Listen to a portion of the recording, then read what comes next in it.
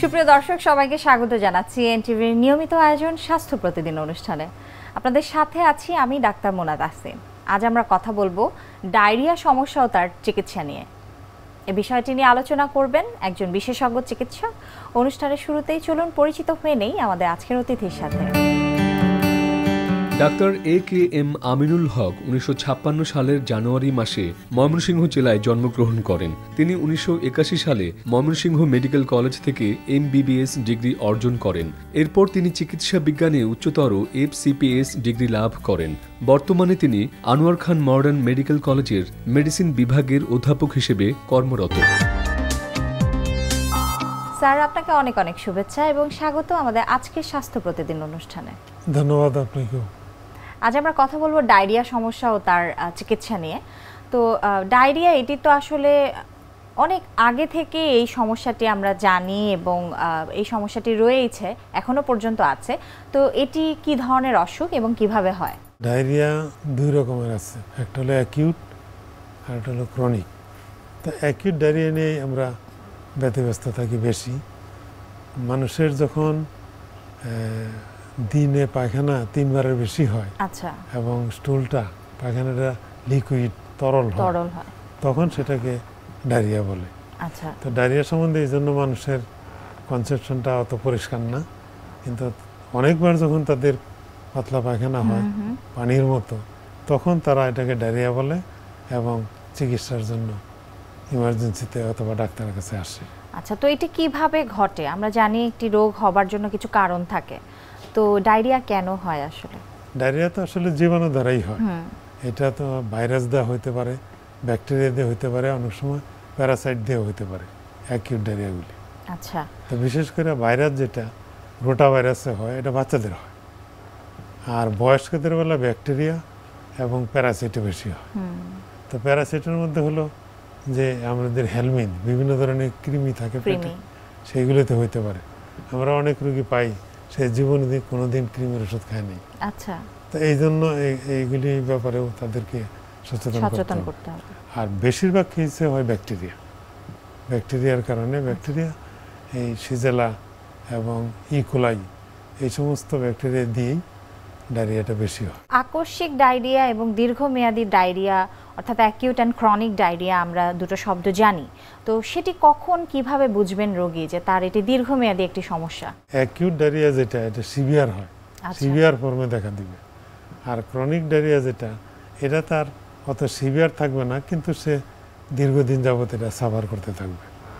তো এগুলোর পেছনে এই যে দীর্ঘ ক্রনিক ডায়রিয়া যারা আক্রান্ত আছেন, অনেক সময় দেখা যায় কারণও খুঁজে পাচ্ছেন না, তো আপনি কি বলবেন এর পেছনে কি কি কারণ আছে? সবচেয়ে বেশি কি কি দেখেছেন? না, কারণ তো রোগী খুঁজে পাবে না, কারণ এটা ডাক্তারের খুঁজতে হবে।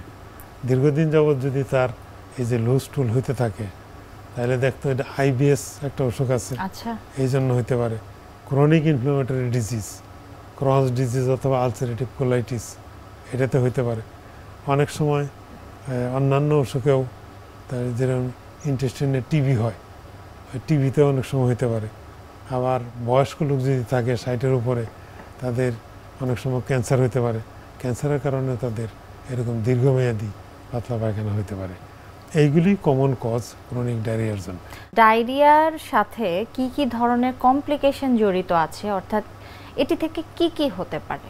ডায়রিয়ার সাথে কমপ্লিকেশন, অ্যাকিউট ডায়রিয়ার সময় বেশি কেয়ারফুল থাকতে হবে, কারণ অ্যাকিউট ডায়রিয়াতে তার অনেক ফ্লুইড লস হয়ে যায় শরীর থেকে।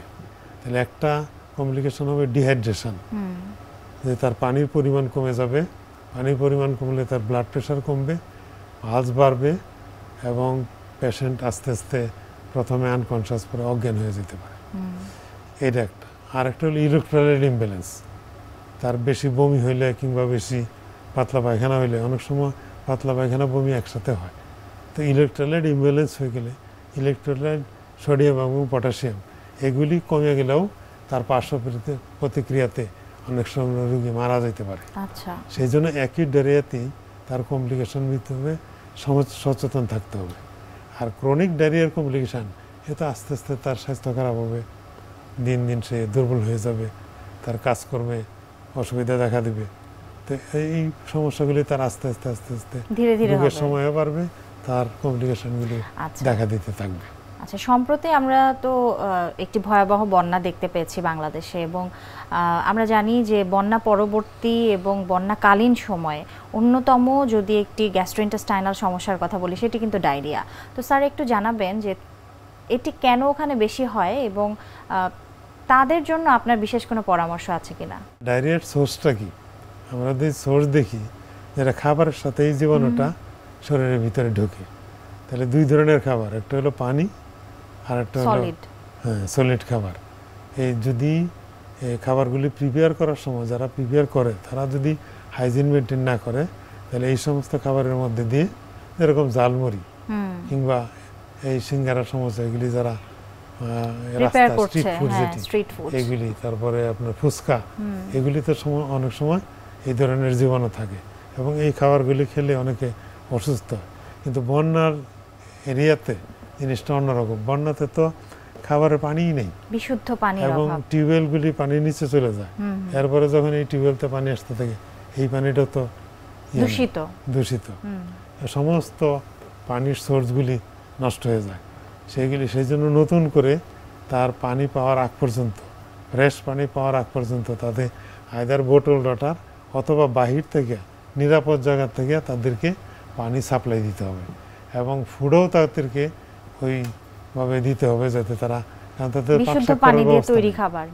কাজেই তারা যদি খাবার না পায়, পানি না পায়, তাহলেই কিন্তু ডায়রিয়ার সরাসরি শুরু হয়ে যাবে। স্যার, শিশুদের ক্ষেত্রে আমরা দেখি যে প্রায়শই শিশু ওয়ার্ডগুলোতে আমরা কাজ করতে গিয়ে যেটি দেখেছি যে শিশুরা অনেক বেশি খারাপ হয়ে চলে আসে আমাদের কাছে। তো এটি শিশুদের জন্য বা যারা বয়স্ক আছেন তাদের জন্য কেন এক্ষেত্রে একটু মনিটর করা এবং অ্যালার্ট থাকা প্রয়োজন বলে আপনি মনে করেন? শিশুরা তো অল্পতেই তারা মানে রিস্কি পর্যায়ে চলে যেতে পারে।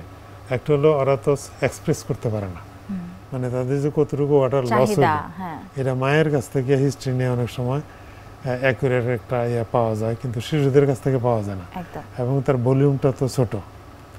আবার এই ফ্লুইড লস হইলে তার যে আমরা বলি ইন্টারনাল মিলিও, মানে এটাকে অ্যাডাপ্ট করার যে ক্ষমতা, সেটাও কিন্তু তার ভালোভাবে ডেভেলপ করে নাই এই নানান কারণে, এবং তার যে ইমিউনিটি সেটাও কিন্তু ভালোভাবে ডেভেলপ করে নাই।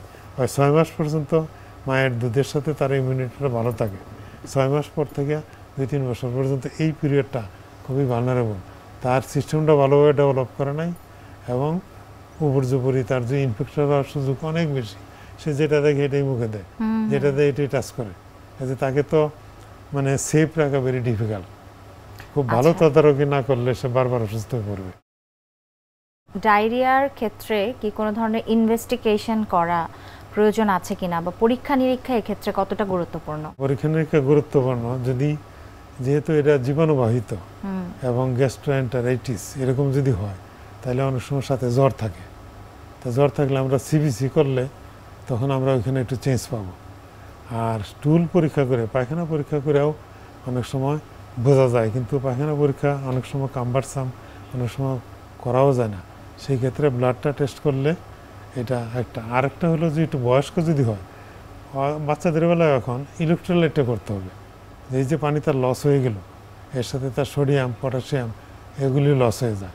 তো এগুলি লস হলে আবার পটাশিয়াম লস হলে কার্ডিয়াক সমস্যা হতে পারে, সোডিয়াম লস হলে ব্রেনের সমস্যা হতে পারে, তখন তাকে ম্যানেজ করা ডিফিকাল্ট হবে। এই জন্য ইলেকট্রোলাইটটা যদি আগে আমরা এস্টিমেট করতে পারি ব্লাড টেস্ট করার সময়, তাহলে আমরা আর্লি মেজারমেন্টটা নিতে পারবো, প্রিভেনশন অফ কমপ্লিকেশন সম্ভব, তাদের রোগীকে সুস্থ রাখা সহজ হবে। আচ্ছা, তো এই চিকিৎসা সম্পর্কে জেনে নেব যে সর্বোপরি এর কি চিকিৎসা আছে? না, চিকিৎসা তো আছে, এটা তো ব্যাকটেরিয়া জনিত। তো যদি ফিভার থাকে তাহলে আমাদের অ্যান্টিবায়োটিক দিতে হবে। আচ্ছা, এটা গেল 1 নম্বর।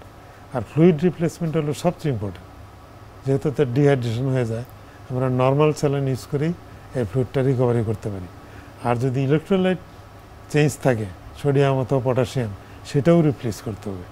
তাহলে মেইন হলো ফ্লুইড রিপ্লেসমেন্ট, অ্যান্টিবায়োটিক এবং তার ফিডিং।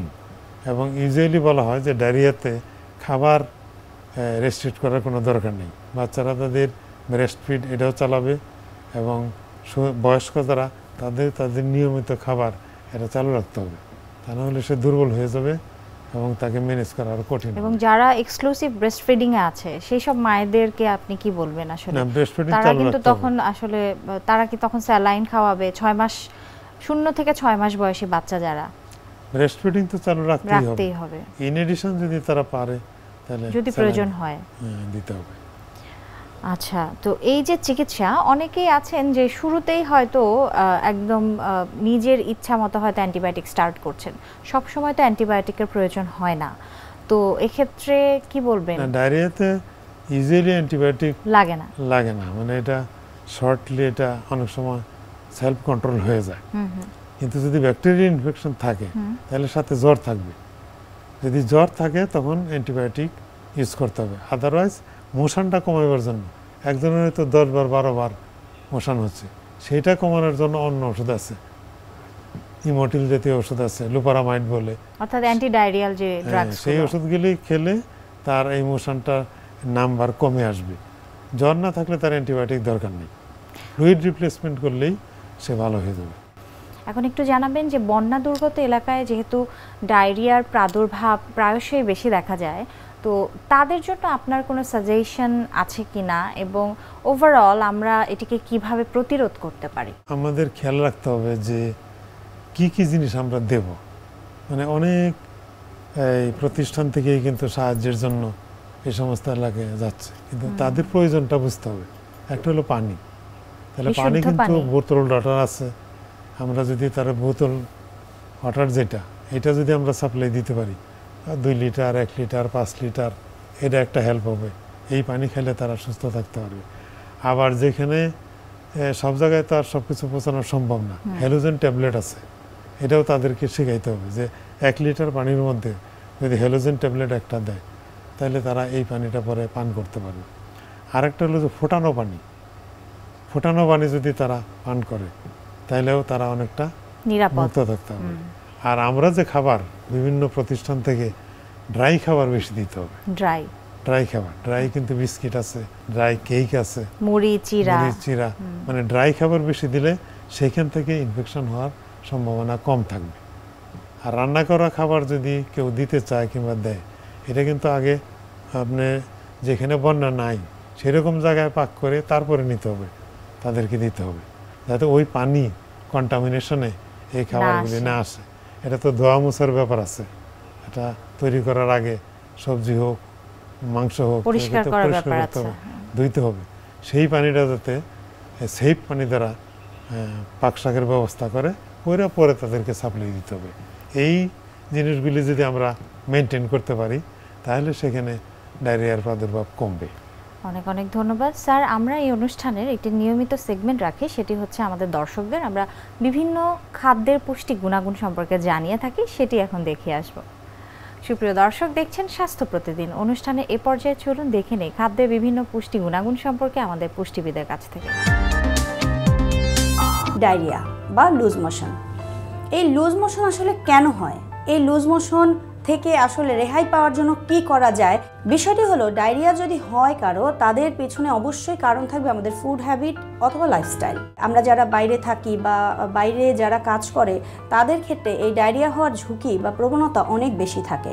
এটির একটি বিশেষ কারণ হলো তারা যেখানে সেখানে পানি খাওয়া, শরবত বা জুস যেগুলো খোলা অবস্থায় পাওয়া যায় সেই খাবারগুলো কিন্তু গ্রহণ করে ফেলে।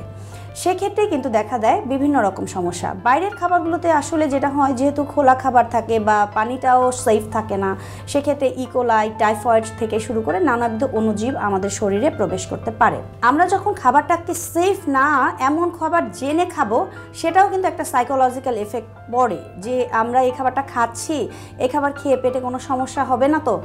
এই যে একটা চিন্তা করলাম, এই চিন্তা করলেও কিন্তু পেটের মধ্যে কিছুটা গন্ডগোল হতে পারে। যারা লুজ মোশন আছেন তাদের ক্ষেত্রে আমি অবশ্যই বলবো কি খাবেন কি খাবেন না, তার আগে বলবো কি খেলে ডায়রিয়া হতে পারে। যারা অবশ্যই লুজ মোশন হয় বা পেটে কোনো সমস্যা হয়, এই সমস্যায় আপনারা আছেন, তাদের ক্ষেত্রে আপনারা কিছু খাবার বাদ দিবেন। সেটি হলো বাইরের যে ভাজা পোড়া খাবারগুলো, বাইরের যে খোলা খাবারগুলো আছে, স্পেশালি দেখবেন যে আখের শরবত বা লেবুর শরবতগুলো যে একটু খুব সুন্দর কালারফুল ওয়াটার করে তারা কিন্তু এখন সেল করছে, যে এইটা থেকে কিন্তু রেহাই নেই। যখনই আপনি এরকম নিরাপদ পানি না গ্রহণ করবেন তখনই কিন্তু কমপ্লিকেশনে ভুগবেন। সেক্ষেত্রে যাদের লুজ মোশন হয়েই গেল সেটি মাথায় রাখতে হবে, যদি লুজ মোশন হয়েই যায় খাবারের ধরন কিন্তু আর আপনার সাধারণ দিনের মতো কিন্তু চলবে না। খাবারের ধরনটাকে অবশ্যই সহজপাচ্য করে দিন। এমন কোনো খাবার আপনার খাদ্য তালিকায় রাখা যাবে না যেটি আবার আপনার কমপ্লিকেশন বাড়াবে অথবা কমপ্লিকেশনটা দূর করতে কোনো হেল্প করবে না। এরকম কোনো বিষয়ের ক্ষেত্রে আপনি যেটি করবেন, অবশ্যই যদি লুজ মোশন হয় একটু রাখতে পারেন সফট রাইস। সফট রাইসটা যদি আতপ চালের যাওয়া হয় বা সেদ্ধ চালের হয় সেটা কিন্তু খুবই ভালো কাজ করবে, বা পোলার চালের ভাতটাও কিন্তু খুব হেল্প করে। সেটা যদি আপনি একটু জাউ ভাত করে নেন, একটু দুপুরে বা রাতে আপনার একটু ভারী খাবার খাওয়ার প্রয়োজন হয়, সেটা কিন্তু আপনি খেতে পারেন। জাউ ভাতের সাথে কি খাবো, কিভাবে খাবো, এটি নিয়ে অনেকের কনফিউশন থাকে। আমরা কি ফিশ খেতে পারবো কি না, চিকেন খেতে পারবো কি না। যাদের সিভিয়ার লুজ মোশন সেক্ষেত্রে এই ধরনের ফিশ না খাওয়াটাই ভালো। সেই মুহূর্তের জন্য হয়তো আপনি স্টপ করলেন, বাট সেটি যদি 2 বা 3 দিন যদি লংজিভিটি হয়ে থাকে সেক্ষেত্রে অবশ্যই প্রোটিন টোটালটা 0 করে দেওয়া যাবে না, সেক্ষেত্রে আবার উইকনেস হওয়ার চান্সেস থাকে। মাথায় রাখতে হবে কোনো রকম শাক বা হাই ফাইবার কোনো খাবার কিন্তু লুজ মোশনের পেশেন্ট বা পেটে কোনো গন্ডগোল থাকলে সেটি কিন্তু অ্যাভয়েড করতে হবে। যারা পেটটাকে দ্রুত শক্ত করতে চান বা নর্মাল পজিশনে আনতে চান, কাঁচা কলা হতে পারে আপনার জন্য সবচেয়ে বেস্ট। কাঁচা কলাটাকে আপনি একটু ভর্তা করতে পারেন, একটু কাঁচা কলার কারি করতে পারেন, একটু ধরেন শিং মাছ দিয়ে যদি কাঁচা কলাটা রান্না করে নেন সেটিও হতে পারে।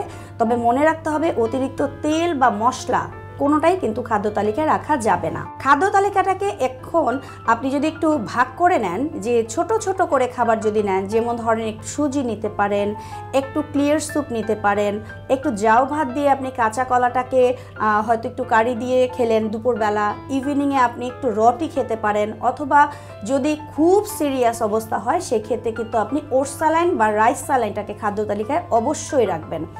এছাড়া রাখতে পারেন ডাবের পানি এবং ভাতের মাড়।